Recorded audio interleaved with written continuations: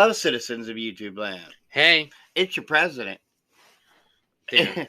Andrew VP, and we're back with another episode for the month of... The month of Halloween horror. Right. This time, we're wrapping up the Evil Dead trilogy with Army of Darkness, which premiered October 6th, 1992, and had a overall United States release of February 19th, 1993. Yep. It was produced for a budget of $11 million and made $21.5 million. And currently, for those of you who are interested, it has a 75% on Rotten Tomatoes. Screw you, Rotten Tomatoes. This movie is a masterpiece. It should have 100%. Directed by Sam Raimi once again, and starring Bruce Campbell once again. So yeah, let's jump right into it. Excuse me. This time we're in the year 1300, and it's medieval England, and Ash has been captured and is now a slave. Yep. And so that's how the movie begins, and we're introduced to the third Linda, because there's a new actress playing Linda once again. Yep, and this time we get a new version of Ash cutting his hand off. Yeah, and Instead of stabbing it, he holds it down and then cuts it off. Yeah, that's probably because they didn't have the rights to the second movie. Which is why you don't have the name Evil Dead in the title of this one. It's actually called Army of Darkness. Yeah, actually, it's Ash versus the Army of Darkness is the full title. And actually, sometimes just called the Army of Darkness. No, it's actually called Bruce Campbell versus the Army of Darkness. True that. If you read the title, doesn't make a lot of sense, does it? Because it's kind of like the Walker typo from season 1 of Walker, Texas Ranger. Walker, Texas Ranger is Chuck Norris. Yeah, kind of a throwback to that. So, yeah, he's trapped in time, and the wizard, a.k.a. Merlin, he basically comes up to him and says, "We need you to go after the Book of the Dead because we need it to stop the evil.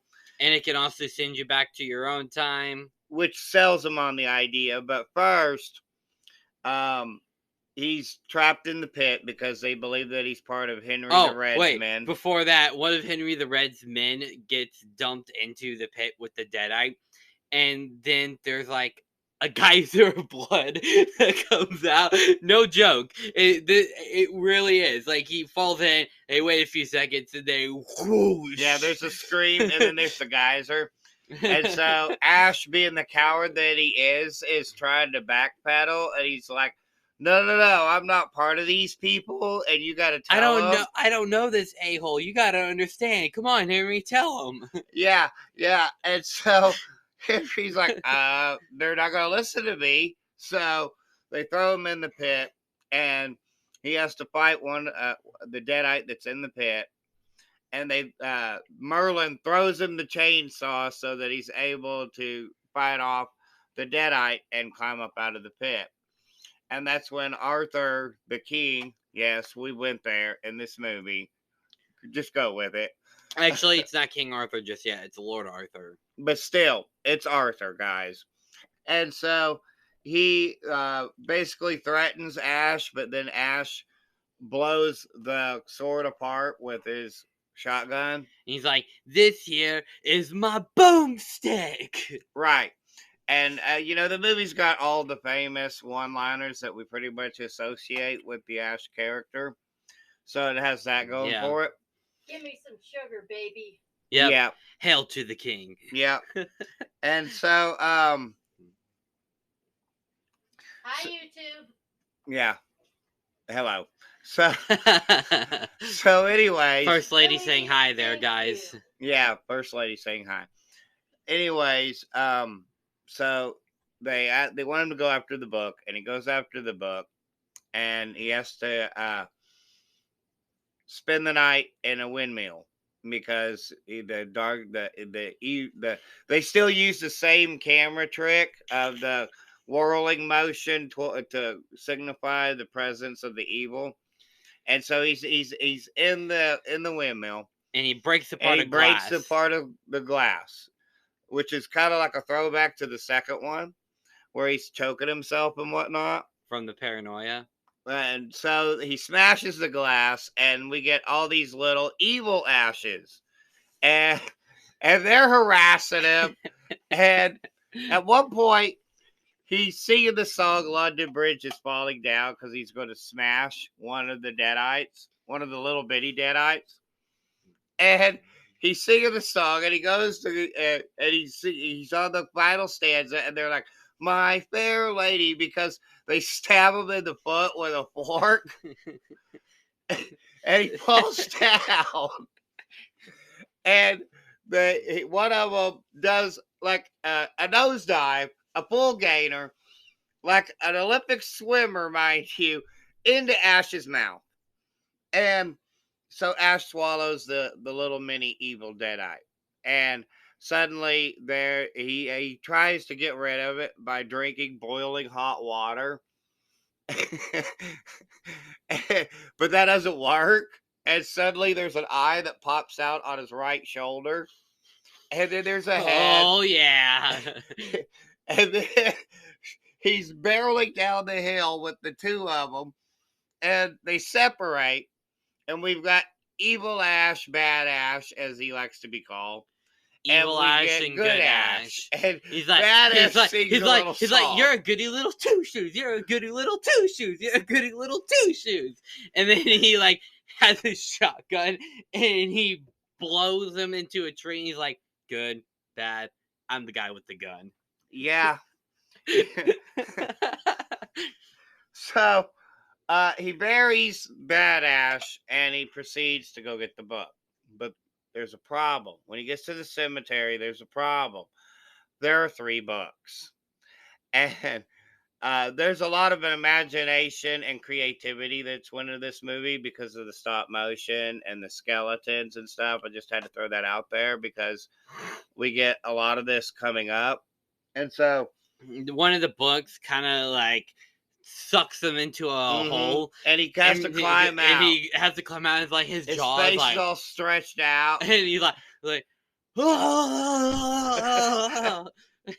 And then it's still kind of like there. He's like, the second book bites his hand and attacks him, and it's similar to like the birds from Alfred Hitchcock's The Birds in a way, because that's kind of where they went with it. Or perhaps if you wanted to think about low budget because of what this is, so just go with it. If you wanted to think about low budget, you might think like Piranha or Piranha 2, the effects from that and the way that they achieve that. And it's similar vein here, guys, where they're just basically holding the book on Bruce Campbell, and he's flopping around, and he throws the book down, and he starts to curse at it, and he goes to pick up the third book. Well, it turns out they'd given Ash 3 specific words to say before picking up the book. And they had, this is harkening back, guys. They had told him, Klaatu, Barata, Nikto. Those are the 3 words that he's supposed to say. And they had him repeat these like 2 or 3 times. And he tells them, I got it. I got your beep words. So he goes to say them. And he's like, wait a minute. He goes, Klaatu, Barata. No, he doesn't do that. He's like Klaatu, Barata, and he's like, it's an N-word. It's definitely an N-word. Necktie, nickel. He goes. He looks around. Looks to the other side. It's like Klaatu, Barata. He goes pick up the book. And he goes, all right then. And he starts to walk away, all confident. And then the earth starts shaking, and skeletons rise up out of the earth, and they're grabbing at his feet. And it's like one of them pokes him in the eyes, and then like does like Gets the fish hook jaw, and they're smacking him around. And it's like something straight out of the Three Stooges, guys. and then like two of them like punch him in the head and everything. It's funny. So he's like, all right, I'm through being their garbage boy, their errand boy. I got their book. They're going to send me back, like in the deal. So he's racing back. And meanwhile, the kingdom has to deal with the Deadites, and they're but like 60 men. That's all they have. And they're having to fight them off and fight and protect the book. Well, excuse me. They're in the beginning stages of it, and Merlin understands that something's wrong, something's amiss. He even says that. Yeah. And so Evil Ash is somehow, because he did it wrong and said the words wrong, is now resurrected. And even though he dismembered them, and according to the book, if you dismember a Deadite, then you have basically killed them, which they're basically contradicting their own logic. Yeah. So Evil Ash is Didn't really think about that one, did you, is Sam? now resurrected like Frankenstein, and has now resurrected an army of skeleton warriors. Which this is harken back to Jason and the Argonauts. Yeah. And there's a lot of throwbacks, a lot of stuff that you'll see from like other types of movies and whatnot. And that's okay, because this is a horror comedy. So it's supposed to pay homage to these kind of things. So anyways, Ash brings the book back, and they asked him if he said the words. And he says, well, maybe not every single syllable, but come on, guys. I mean, I brought your book. Just send me back already. And they're like, okay, yeah, we got the power to do that, but the book's useless to us. And Sheila, who he had, who's the love interest of the story, I've kind of forgotten to mention her, but she is somewhat important because she like spits on her foot on his face. But then when she realizes that he's like the chosen one, she's all in love with him. And that's about the extent of the story. And so Sheila's questioning her love now because Ash is, well, a jerk and a coward. And I mean, it's true, guys. He is. And he's like, oh, well, she's like, what about these nice things that you said to me in the bedroom? And he's like, all, oh, that was just pillow talk, baby. I didn't mean none of it. And it's like, wow, that is cold. You just gonna tell her that? And then, right as that's being said, and right as that's happening, there's this flying deadite that comes in, swoops in, and kidnaps her and takes her back to Evil Ash, who then, via kissing her, possesses her. Yep. And so then basically there's like this big battle that goes on. It's a climactic battle, you know. You have the usual. Everything is happening. He somehow forms medieval gunpowder. Yeah, he does that. Yeah. He invents gunpowder in medieval England in the year 1300. Oh, he let's also not forget is about somehow the hand. able, the hand, and he's also somehow able to magically resurrect his Oldsmobile that had fallen from the sky at the beginning of the movie. Yeah. So basically, all this happens, you know, everything. And Evil Eye, she gets killed in an awesome death, which she basically gets blown up. Like, just straight up blown up all the way. And then Ash says a one-liner. I forgot what it is. And then Henry the Red, who's Scotland, by the way, in case if you didn't know. Henry the Red comes in, and they're like all about to like attack each other, but then Arthur and Henry kind of come in and they hug it out. Yeah, basically the formation of the United Kingdom, which is historically inaccurate because 500 years before it actually happened. Because the United Kingdom was formed in the 1700s. Well, there you go. So he's telling the story, and he's telling it to this S-Mart employee this whole time, who's actually Ted Raimi. Yeah. Oh, I should mention that Ted says, "Did you at least say the words right?" Wait, this time. But before that, I should mention there's a skeleton. There's one specific skeleton that's voiced by Sam Raimi that says let's get the heck out of here, but he says something else. But it's funny. It's just funny. It's just the way he says it. He's like let's get the heck out of here. Yeah. So he's like, did you at least say the words right? And he says, well, you know. I didn't say every single tiny syllable right. But I basically said it.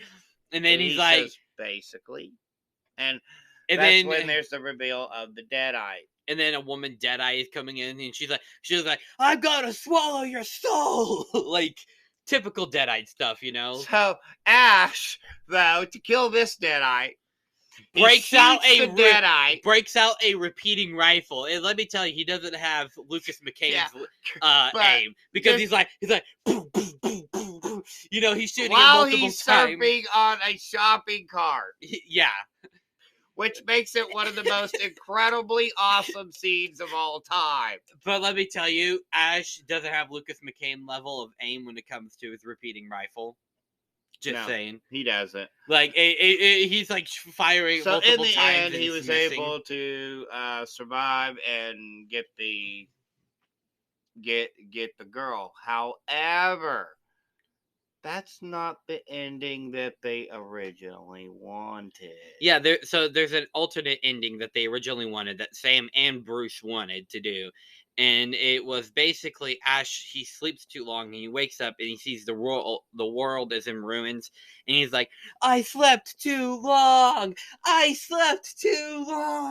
And you know, it's kind of a bit of a bummer ending, to be honest. And I guess that's what they wanted to go for, since most of the Evil Dead movies, they always end in a bummer note. And it's like Army of Darkness is the only one that actually ends in a happy note. Right. And so, yeah, guys, that was Army of Darkness. I give it 4 3/4 out of 5. What say you? I also give it 4 3/4 out of 5. Yeah, so there you have it, guys. It's definitely a fun romp. It's one of the best horror comedy films of all time. You can find it on Blu-ray, DVD, VHS, streaming platforms, the usual suspects. Find it everywhere. Everybody knows the movie. Everybody knows the lines. If you haven't seen it, go out, check it out. You won't be disappointed. You'll laugh. You'll have a good time. And but of course, as always, if you have seen Army of Darkness and you think that it is the worst horror comedy film of all time, then clearly you have not seen any of the Scary Movies past Part 2. So there you go with that one. Yep. Anyways, if you want to know what the hint for next week or for the next review is, it's right there. That one. Yep. If you guys know that house, you know that house, and you know which one is next. But hey, guys, just to remember, we're just two idiots with a digital camera. Our opinions do not matter, except they actually do, because we have a YouTube show, except they actually don't. So, having said all of that, guys, stay tuned when you guys know the hint. You know the next one that's coming up. And other than that, there's only one thing left to say, and that is peace and love from Denny and Son. Bye.